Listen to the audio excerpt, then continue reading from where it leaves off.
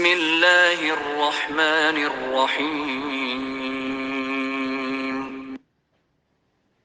ومن الناس من يقول آمنا بالله وباليوم الآخر وما هم بمؤمنين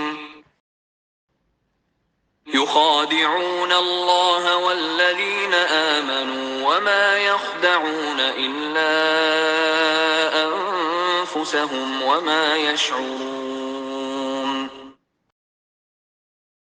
بعض لوگ ایسے بھی ہیں جو کہتے ہیں کہ ہم اللہ پر اور آخرت کے دن پر ایمان لائے ہیں، حالانکہ در حقیقت وہ مومن نہیں ہیں۔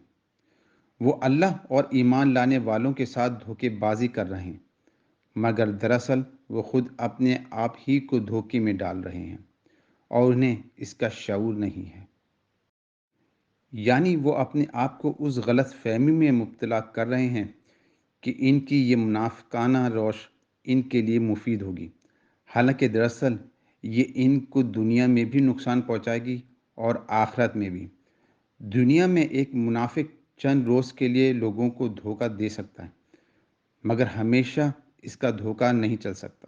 آخرکار اس کی منافقت کا راز فاش ہو کر رہتا ہے اور پھر معاشرے میں اس کی کوئی ساکھ باقی نہیں رہتی۔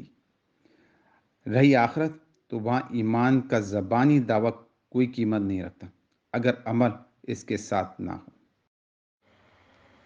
That is, they are misleading themselves that this hypocritical attitude of theirs will be beneficial for them, although in fact it will harm them in this world as well as in the hereafter. A hypocrite in the world can deceive people for a few days, but he cannot always be deceived. After all, the secret of his hypocrisy remains uncovered, and then it has no credibility in society. In the hereafter, the verbal claim of faith does not hold any value if the action is against it.